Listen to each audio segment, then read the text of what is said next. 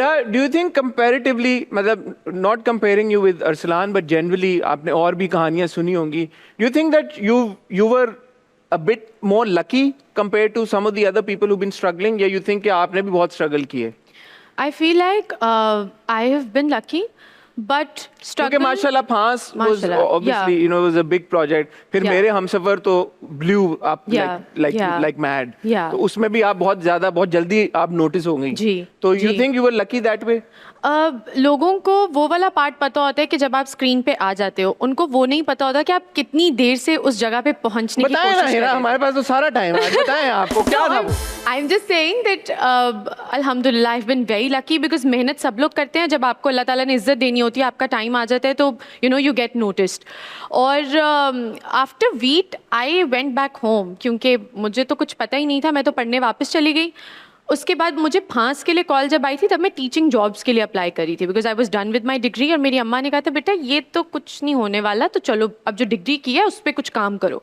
But उसके बीच में sorry, जब वो आपका रियलिटी शो खत्म हुआ था और जब आप पढ़ रही थी, were you even actively seeking work acting wise? I met a lot of people. मैं 3 साल पहले हम टीवी में मिलकर आई थी लोगों से, और मुझे 3 साल बाद फांस के लिए कॉल आई कि दे रिमेंबर्ड और दे न्यू, या फेसबुक पे देखते देखते, तो मतलब उस कॉल को आते हुए भी 3 साल लग गए. So that happened. और उसके बाद मैं कराची आ गई इसी तरह बस्ता उठा के. आई डिडंट नो एनीबडी. और मुझे पता चला आप झूठ बोल के आई थी प्रोडक्शन हाउस को.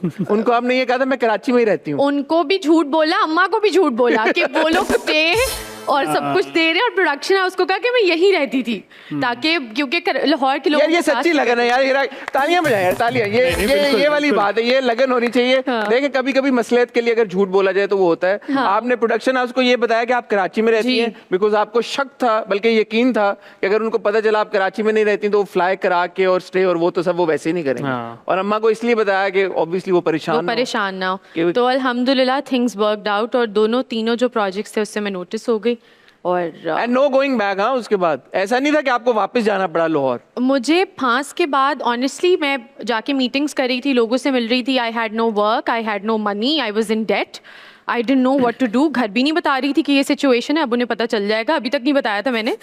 और कि बिल्कुल ही बैठी हुई हूँ यहाँ पे और कर्जों में हूँ. और लेकिन मुझे ये भरोसा था कि अल्लाह मियाँ अगर यहाँ तक लेकर आए हैं तो आगे भी लेके जाएंगे. और या